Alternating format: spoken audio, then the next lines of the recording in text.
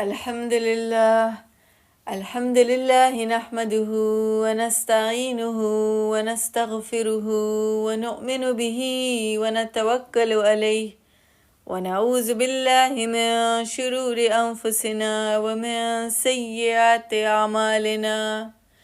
من يهده الله فلا مضل له ومن يضلله فلا هادي له، وأشهد أن لا إله إلا الله وحده لا شريك له، وأشهد أن محمدا عبده ورسوله. اللهم رب اشرح لي صدري ويسر لي أمري واحلل عقدة من لساني يفقه قولي. أما بعد، أعوذ بالله من الشيطان الرجيم. بسم الله الرحمن الرحيم.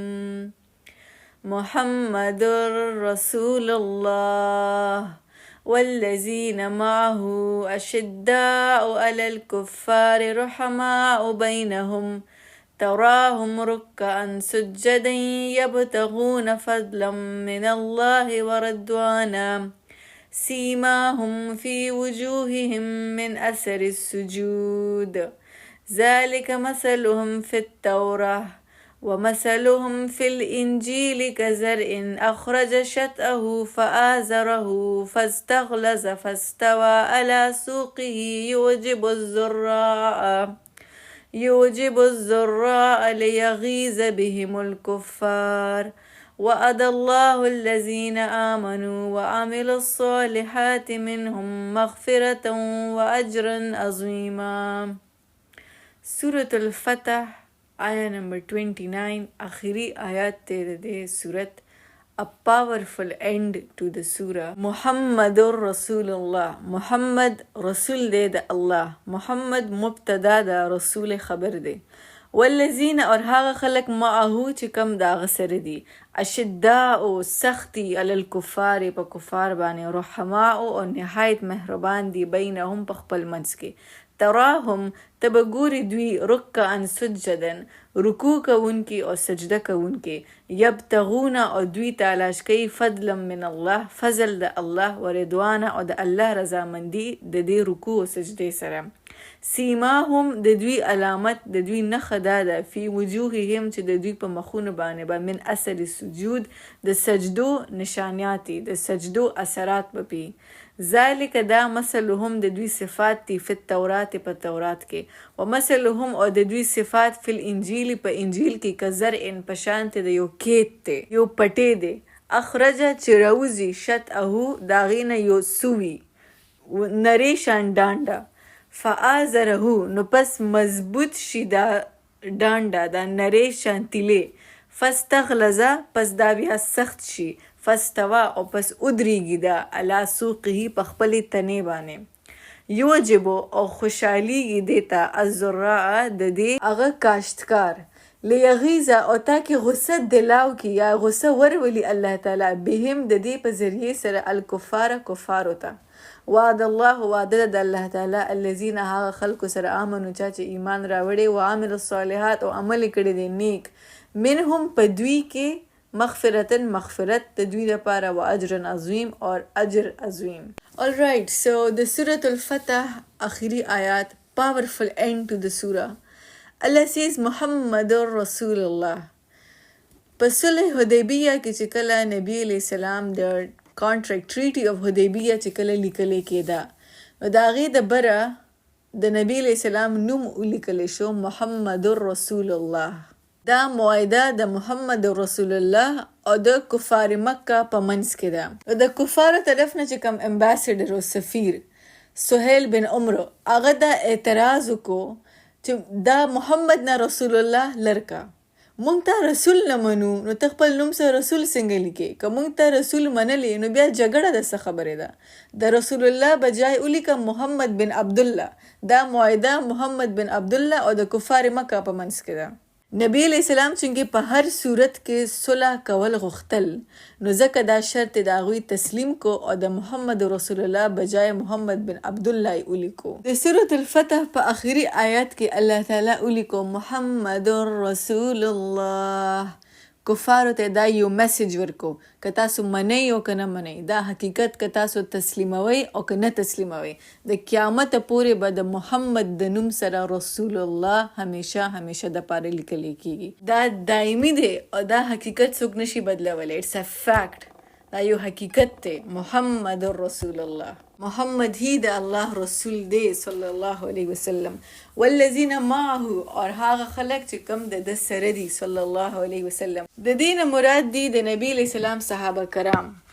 پس تفسیر کې بیانېږي چې والذین معه نه مراد هغه صحابه دي چې کم په حدیبیه بیت رضوان کې د نبی علیہ السلام سره وو.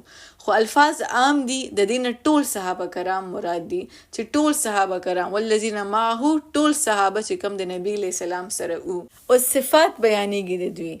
اشداء علی الکفار، اولنې صفت سخت دوی په کفارو باندې. دا صفات ته چا دي؟ دا صحابه کرام دي. اشداء شدید نه راوته، سخت دي، بهادر دي، طاقتور دي. علی الکفار په اسلام په دشمنانو باندې. دلته علی الکفار معنی کې دا مو کوي چې په بېدینو باندې، ټول بېدینو باندې هغوی سخت نه وو، سنګدل نه وو، خو هغه بېدینه هغه کفار چې کم د اسلام دشمنو who killed Muslim, who hated Muslims. یو داسې بېدینه ای چې کم په مسلمان باندې څه پروا نه ای چې ښه کوي که بد کوي، وی ډونټ کیر، بس موږ خپل ژوند ته پرېږدئ. هغه یو قسم له بېدینه دی چې کم خپل ژوند کې بیزي دی او مسلمان ته هیڅ نه وایي. نو هغه نه، بلکې هغه کفار چې کم مسلمان ته نقصان رسوي، کم اسلام ته نقصان رسوي، د انیمیز اف اسلام. دا هغه کفار دي چې کم نبی علیہ السلام او مسلمانان د عمرې نه منع کړل. دا هغه کفار دي چې کم باره کې الله تعالی وی په آیت نمبر 25 کې هم الذین کفروا وصدوکم عن المسجد الحرام. هغه کفار دي د کم په باره کې چې قرآن وی فی قلوبهم الحمیة، حمیة الجاهلیه، ستا سره زد کوي بے وجه، ستا د دین د وجه، د اسلام د وجه تا سره زد او په انا کې راځي. نو اشداء علی الکفار، صحابه د داسې بېدینه کفارو سره چې کم د اسلام دشمنو، د هغوی دپاره اشداء، سختو، بهادرو، طاقتورو، شدیدو، خو بد اخلاق نه، بد مزاج نه، سنګدل نه. د نور بېدینو سره هغوی په ښه اخلاق چلیدل چې چا اسلام ته څه نقصان نه ورکو، بس خپل ځان دپاره بېدینه و، د هغوی سره ښه مزاج والو، ښه اخلاق والو، سنګدل والا نه و. رحماء بینهم، رحمدلو، نهایت شفقت والو، لوینګ اینڈ کیرینګ و بینهم په خپل منځ کې. صحابه په خپل منځ کې very caring and very loving. تر دې پورې چې چرته یو صحابي د بل صحابي په باره کې څه بد نه ویلي. عمر رضی الله تعالی عنه چې کله نبی علیہ السلام ته د حدیبیه په موقع باندې کوېشنز کوي، سوالات کوي، بیکاز هغه هی از کنفیوز چې دا څه روان دي. نبی علیہ السلام دا په دې معاهده باندې ساین ولې کوي، مونږ د کفارو نه ولې دباو شو؟ نو هغه مسلسل سوالات کوي، یا رسول الله ته د الله نبی نه، آیا دا دین حق نه دی؟ نو صحابه ورته د شانه آواز کوي، عمر اعوذ بالله من الشیطان الرجیم ووایه. او بعد کې چا د عمر رضی الله تعالی عنه په دې سوالات باندې څه منځ کې تبصره نه وکړي، منځ کې څه ډسکشن نه وکړي چې دا د څنګه ویلی شو، هاو ډیر هی اینډ یو نو هاو کین هی اسم نه. ټول خاموش، ټول صحابه په خپل منځ کې انتهایی رحمت او شفقت والو. بینهم خپلو دپاره استعمالیږي هغه ځکه بیکاز په خپلو کې رحمت او شفقت ښودل دا لږ ګران دي. پردو سره مونږ رحمت او شفقت ښایو بیکاز هغوی سره مونږ ونس ان وایل زمونږ تعلق راځي، مونږ ورسره میلاویږو، زمونږ ډیلینګز ورسره ډېر کم راځي. خو خپلو کې زمونږ ډیلینګ زیاتې، میلاوېدل زیاتې، خبرې زیاتې. نو په خپلو کې رحمت او شفقت ښودل دا ګران کار دی. سپیشلی کم خلک چې تا سره په کور کې اوسیږي هغوی سره رحمت او شفقت ښودل اټس ویری هارډ. نو درس وای رحماء بینهم، په خپل منځ کې، په خپل انر فیملیز کې دننه په خپل سرکل کې هغوی رحماء یو بل سره لوینګ اینډ کیرینګ وو. د صحابه د کفارو دپاره دومره سختی وه په زړه کې د اسلام د دشمن دپاره چې د اسلام دپاره هغوی ټول رشتې ناتې ټول قربان کړل، خپل مور او پلار زامن یې پرېښودل اسلام دپاره. او په خپل منځ کې مینه دومره ډېره وه چې مهاجرین کله د مکې نه مدینې ته هجرت وکړو نو د مهاجرینو په خپل جایداد کې شریک کړل. دا محبت او دا نفرت دا دواړه صرف او صرف د الله دپاره وو. د نبی علیہ السلام د صحیح بخاری حدیث ته من احب لله و ابغض لله فقد استكمل ایمانه. کم کس چې خپل محبت او خپل بغض عداوت هغه دواړه د الله د مرضی مطابق کړل نو هغه خپل ایمان مکمل کو. تراهم رکعا سجدا. دویم صفت د صحابه سو تراهم تب ګوري دوی رکعا رکوع کوونکې سجدن سجدې کوونکې یعنی نوافل به ډېر کول. کثرت رکوع او سجود منځ د دوی د ورځې یو سنټر حصه وه. اټ واز کنسسټنټ، اټ واز ناٹ اوکیژنل. د بهر نه اشداء علی الکفار رحماء بینهم دا دوی د ایمان یو علامتو. رکعا سجدن دا د دوی د عمل یو علامتو، ځکه چې په عمل کې ټول کې افضل منځ دی. دریم صفت یبتغون فضلا من الله ورضوانا. دوی تلاش کوي د الله تعالی فضل و رضوان او د الله تعالی رضامندي. د دې رکوع او سجدې نوافل سره د کفارو سره سخت او په خپل منځ کې رحم دل دا صرف او صرف د دې د وجه یبتغون فضلا من الله. اخلاص ته د دوی په زړونو کې اخلاص تلاش کوي، فضل تلاش کوي دوی د الله. یبتغون تلاش کوي فضلا من الله د الله فضل و رضوان او د نیت د دوی صرف د الله رضامندي ده. که چا سره رحمت او شفقت کوي، که چا سره نیکی کوي او د الله د رضا دپاره، که د اسلام دشمن سره سختی کوي نو د الله د رضا دپاره، که رکوع او سجدې نوافل او منځونه کوي د الله د رضا دپاره نو ورضوانن. څلورم صفت سیماهم د دوی علامت د دوی نښه دا ده فی وجوههم چې د دوی په مخونو باندې به من اثر السجود د سجدو نشاناتی. سیما لفظ وسم پشان دی، وسم او وسم د مارک اف بیوټی ته وی، د حسن یو نښې ته وی. سیما وسم د حسن یو نښه ده. څنګه چې یو نوم دی وسام، وسام د الک نوم دی او د دې مطلب دی ډېر زیات هینډسم. وسام it's a beautiful boy. نو وسام، سیما، وسم دا یو روٹ دی او د دې ټولو مطلب دی حسن، مارک اف بیوټی. دلته الله سی سیما هم د دوی علامت، د دوی د حسن علامت فی وجوههم د دوی په مخونو باندې دی. فی وجوههم د دوی په مخ باندې دی. دا اونه وی چې د دوی په ماتا فورهډ باندې دی. بیکاز خلک د دینه دا تفسیر علی چې دا هغه نښې طرف ته اشاره کوي چې کم خلک ډېر زیاتې سجدې کوي او په تندي باندې یو تور شان سپاټ جوړ شي او هغه د ډېرو سجدو د وجې جوړیږي. د دې نه هغه مراد نه دی. دا دی فی وجوههم د دوی په مخونو باندې یو حسن دی. سیماهم او دا حسن د چا دپاره دی؟ They are beautiful for who? They are beautiful for Allah. الله ته د دوی په مخ باندې یو نور لیدی شي، یو حسن لیدی شي. من اثر السجود او دا حسن د سجدو اثر د وجې، د ډېرو سجدو کولو د وجې د دوی په مخونو باندې یو نور دی، یو حسن دی، یو بیوټي ده، یو کشش دی، یو اټراکشن دی، یو کیپټیویټینګ پرسنالټي د دوی جوړه شي د ډېرو رکوع او د سجدې کولو د وجې. سیماهم فی وجوههم من اثر السجود. د دې یو څو تفسیرونه دي هغه زه ټول تاسو ته بیانوم بیکاز they're all very interesting. اولنی تفسیر د دې نه هرګز دا مراد نه دی چې په تندي باندې هغه تور ټاکې جوړ شي، بلکې سیماهم فی وجوههم من اثر السجود نه د نبی علیہ السلام هغه حدیث طرف ته هم اشاره ده چې کوم کې د الله نبی فرماو کړي صلی الله علیه وسلم چې د سجدې ټولې حصې په اور باندې حرام دي. مطلب ماتا، فورهډ، پوزه، لاسونه، خپې، په فرش مونږ دوه لاسونه دوه خپې لګو دا ټول په اور باندې حرام دي. ان الله بشک الله د سجدې کولو ځای هغه اور ته نه پریږدي، هغه په اور باندې حرام دي. دویم تفسیر د سیماهم اثر السجود. تفسیر قرطبي فرمایي چې د دې نه د انسان سیرت او اخلاق چې هغه ډېر زیات ښایسته شي، د ډېرو رکوع او سجدو د وجې د انسان سیرت او اخلاق ښایسته شي.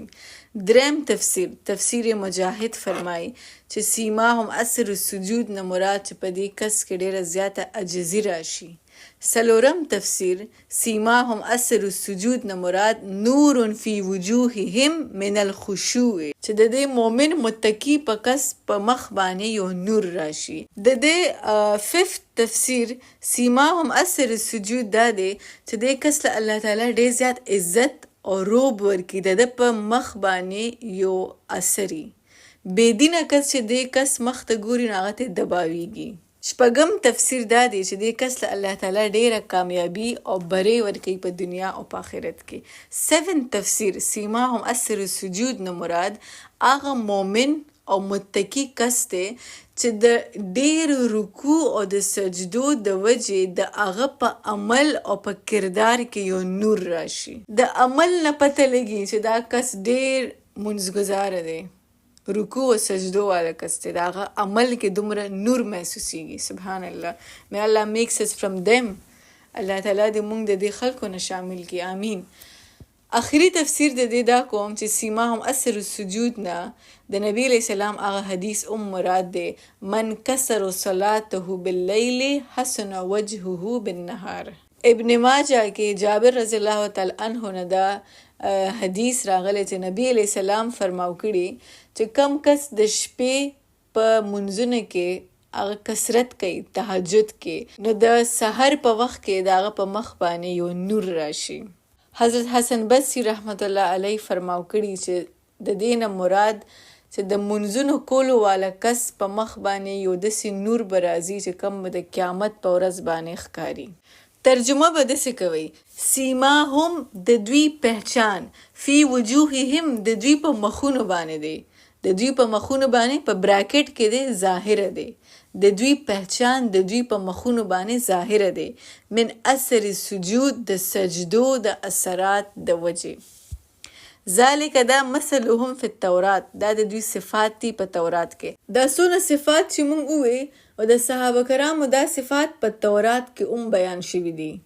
دلته دا فکره که مونږ ودرو او د دې به دا مطلب شي چې دا صفات الله تعالی په قرآن کې بیان کړي او په تورات کې همدغسې صفات الله تعالی بیان کړي د صحابه. دویمه فکره شروع شوه ومثلهم فی الانجیل کزرع اخرج شطه. په انجیل کې د دوی صفات په مثال د یو مثال دی، کزرع په مثال د یو کیتی دی. دا صحیح ترانسلیشن دی.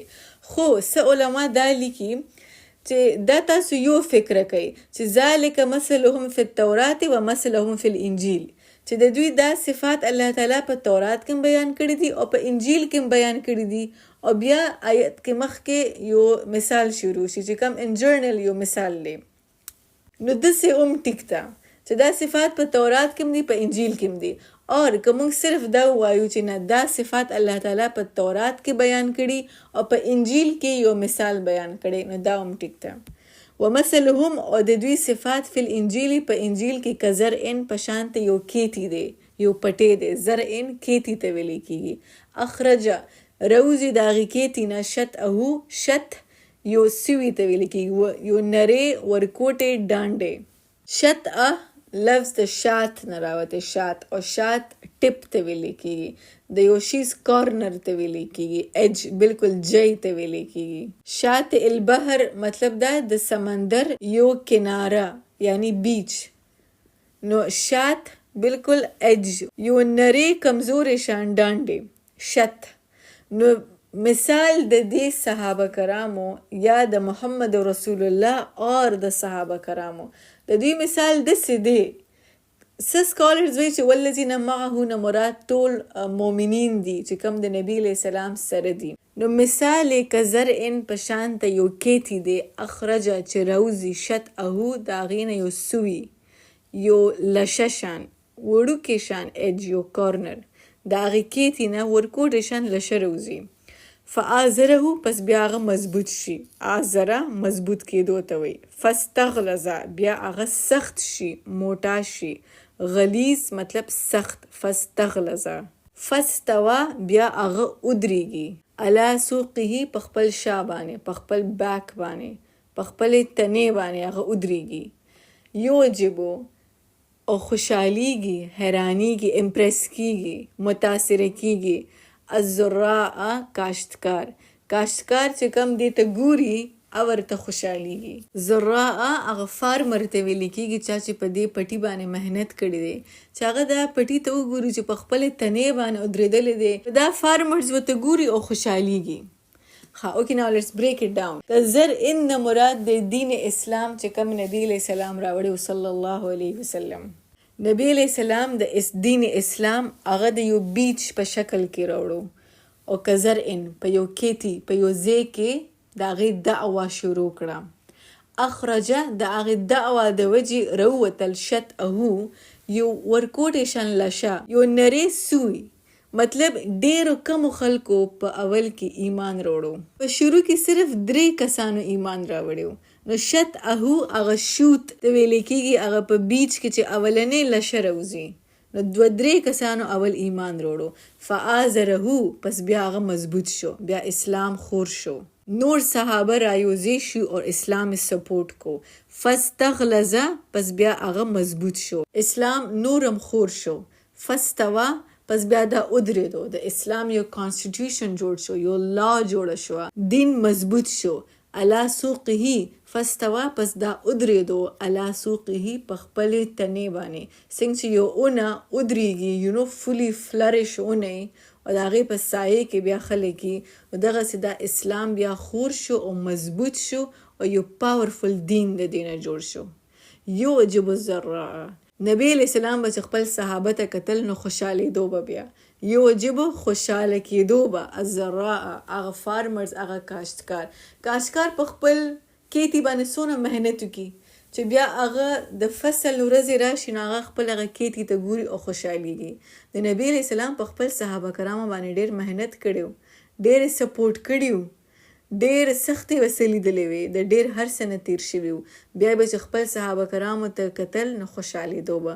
نبی علیہ السلام چې کله ابوبکر صدیق رضی الله تعالی عنه ته کتل په خپل د ژوند آخري ورځو کې چې نبی ابوبکر صدیق رضی الله تعالی عنه منځ کوي، جمع ورکوي، هغه امامي، د نبی علیہ السلام ورته ګوري او اوخان سمایل کوي، ورته خوشحاله شي.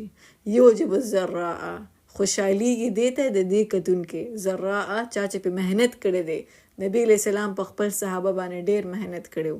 د دې آیت د وجې هېڅ چاته هېڅ حق نه میلاویږي چې د نبی علیہ السلام د صحابه په باره کې څه بد ووایي. والذین معه نه مراد د نبی علیہ السلام صحابه دي او دا آیت it's dedicated to the Sahaba, the companions of Rasulullah sallallahu alayhi wasallam. دا آیات دلیل دی د دې خبرې چې د نبی علیہ السلام ټول صحابه کرام هغه جنتیان دي.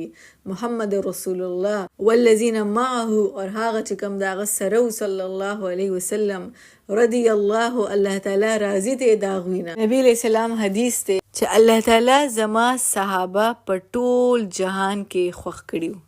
ډېر سپیشل خلک یې راوچت کړي وو چې ته به د نبي علیہ السلام صحابي، ته به د نبي علیہ السلام صحابي صلی الله علیه وسلم. او بیا زما په صحابه کې زما دپاره 4 خوښ کړي وو. ابوبکر رضی الله تعالی عنه، عمر رضی الله تعالی عنه، عثمان رضی الله تعالی عنه اور علی رضی الله تعالی عنه. نو یعجب الزراع خوشحالیږي دې ته زراع د دې کاشتکار. او بیا دغه صحابه ته چې کله کفارو قتل هغوی له به غصه ورتله لیغیظ او تاکې الله تعالی غصه ورولي بهم الکفار د دې صحابه د وجې بهم د دې صحابه د وجې الکفار کفارو ته.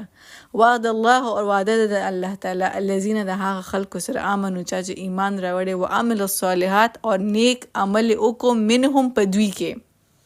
په دې صحابه کې چې بیا چا ایمان وروړو او عمل صالح وکړو د هغوی دپاره مغفرت دی او اجر عظیم دی. دلته منهم is very important. د منهم قید الله تعالی په دې آیت کې ولګو او د هغې په باره کې تفسیر عثماني دا بیان کړی دی چې د نبی علیہ السلام تمام صحابه ایمان او عمل صالح والا او هغوی د خپل ایمان او د عمل صالح هغه حق ادا کړی و. خو بیا هم دلته قرآن وایي منهم په دوی کې چې څوک ایمان والی، په دې صحابه کې چې څوک ایمان والی او په دې صحابه کې چې څوک عمل صالح والی، صرف د هغوی دپاره مغفرت دی او اجر عظیم دی. د هغې وجه دا ده چې کوم وخت کې دا آیتونه نازلیږي صحابه کرام دا آیتونه اوري، they're listening، اور هغوی ته لا مات نه دی راغلی. نو دا واضح کولو دپاره چې د موت راتلو پورې به تاسو په خپل ایمان او عمل صالح باندې قایم پاتې شوي، نو ستاسو دپاره مغفرت دی، اجر عظیم دی او د نبی علیه السلام معیه اب تاسو سره والذین معه. که چېرته په دې آیت کې الله تعالی د صحابه هغه کامیابي یقیني ګرځولې وه چې یقینا تاسو دپاره اجر عظیم دی او مغفرت دی، نو د دې سره به هغوی لږ ریلیکس شوي وو. په هغوی کې به لږ اطمینان راغلی وی چې اوس موږ ځان دومره ولې ستړي کوو، الله تعالی خو الریډي زموږ مغفرت وکړو او موږ له اجر عظیم راکو. د سورې فتح دا آیت دی د صحابه په باره کې، نو بس موږ د اوس ریلیکس شو. نو نه، ریلیکس کېدل نشته. په تاسو کې منهم الله تعالی شرط کېښودو چې په تاسو کې که څوک ایمان والی یې اور عمل صالح والی یې او برقرار پې پاتې شوی د موته پورې، نو هغه ریلیکسیشن او اطمینان یې د منځ نه لر کو. منهم شرط وسولګو چې په تاسو کې که څوک د مغفرت د ایمان او عمل صالح والی یې او د هغوی دپاره مغفرت دی او اجر عظیم دی. یو ځل دا آیت په ترجمه د تاسو دا مثال ویمه ومثلهم او د دوی مثال فی الانجیل په انجیل کې کزرع په شانت یو کیتی یا بیج دی، یعنی د اسلام مسیج چې کوم نبی علیه السلام راوړی صلی الله علیه وسلم اخرج روتو د دې کیتینا یا د نبی علیه السلام د اسلام دعوت نه روتل شطأه یو وړوکی شان سوی یا نری ډانډې یعنی یو څو صحابه فآزره نو پس بیا هغه مضبوط شو، یعنی صحابه کرام ورو زیاتېدل. فاستغلظ بیا هغه سخت شو. نور صحابه فاستغلظ نه مراد فتح مکه هم ده چې نور صحابه رالل. فاستوى پس بیا هغه ودرېدو، مضبوط شو، دین مضبوط شو. علی سوقه په خپل شا باندې یعنی دین خور شو. یوجبو اور خوشحالیږي الزراء هغې ته کاشتکار. نبی علیه السلام خپل د کیت ته ګوري، صحابه کرام ته ګوري او خوشحالیږي. لیغیظ او کفار دوی ته ګوري او هغوی له غصه ورځي تاکې غصه ورولي الله تعالی بهمل د دې اصحاب د دې صحابه کرامو د وجه کفار ته. فآزره نه مراد دی د ابوبکر او د عمر رضی الله تعالی عنه ایمان دی چې د هغوی ایمان اسلام ته ډېره لویه فایده ورکړې وه. وعد الله الذين آمنوا وعملوا الصالحات منهم مغفرة وأجر عظيما. Last comment on this ayah is a very important comment. پکار دی چې ما شروع کې ویلې خو I missed it. محمد رسول الله والذین معه.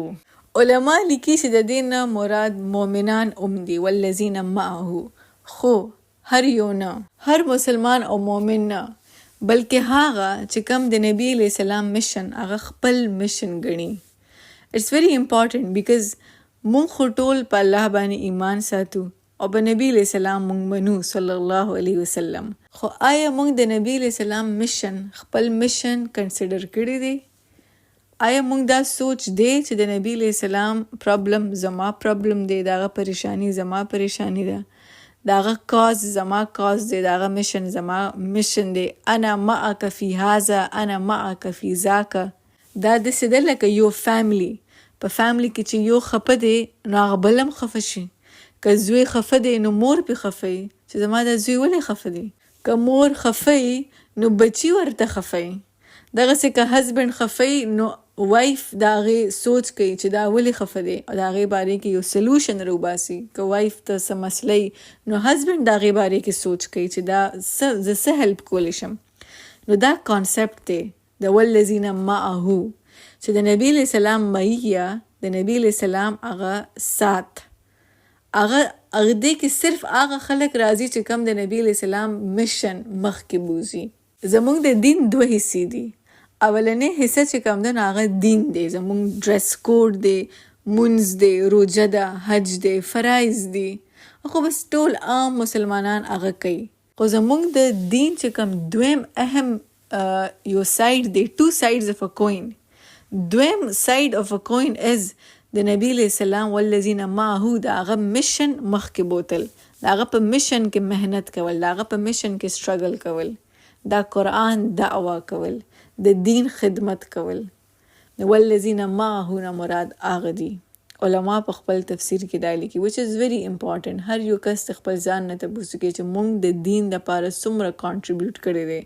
اول خپل ځان پویول دی په قرآن باندې، د نبی علیہ السلام په حدیث باندې، او بیا دا خورول دی په اول خپل ځان ته، بیا خپل کور کې، بیا بهر. موږ د اسلام نه موسټلی بس یو داسې دین جوړ کړی چې خپل فرایض خپل مونځ کوه، خپل روژه نیوه، خپل قرآن یاد کړه، په کمره کې کېنه یو سپارې ووایه، 2 ووایه، 3 ووایه. دا زموږ دین، دا زموږ د دین صرف یو حصه ده، یو پارټ دی. دویم حصه چې کوم ده نو هغه د نبی علیہ السلام دا مشن، د نبی علیہ السلام کاز صلی الله علیه وسلم دا مخکې رسول دی. اول دی باندې ځان پویول دی په دې قرآن او د نبی علیہ السلام په حدیث باندې چې څنګه صحابه ځان قربان کړي. دغسې موږ لم پکار دي چې موږ په دې کې خپل 100% واچو، فل پوټینشل، فل کیپیبلیټي، او موږ کې هغه صلاحیت شته دی ځکه موږ د دې امت یو حصه یو. که موږ کې الله تعالی یو سپارک نه وی لیدلې نو موږ به امت محمدي کې نه وی پیدا کړي، موږ به اوس بل دین کې یو. خو موږ امت محمدي کې ځکه یو چې زموږ په زړونو کې هغه سپارک، هغه موټیویشن، هغه جذبه، هغه پوټینشل شته چې موږ د قرآن په لفظ باندې ځان پویه کو، د دې په احکام باندې ځان پویه کو، دا موږ مخکې ورسو. نو والذین معه، معیه د نبی علیہ السلام سره هغه خلق چې کوم د نبی علیہ السلام په مشن کې شامل دي. With this we conclude, alhamdulillah, Surah Al-Fatah has come to an end. Last lecture of the Surah Al-Fatah on 21st April 2026 د شپې 2 بجې. الله تعالی دې موږ له همت راکړي چې مخکې قرآن او موږ داسې in depth beautiful تفسیر سره study کو as students of the Quran. اللهم صل وسلم على عبدك ونبيك محمد وعلى آله وأصحابه وأزواجه وذريته. بارك الله لي ولكم في القرآن الحكيم ونفعني وإياكم بالآيات وذكر الحكيم. السلام عليكم ورحمة الله وبركاته.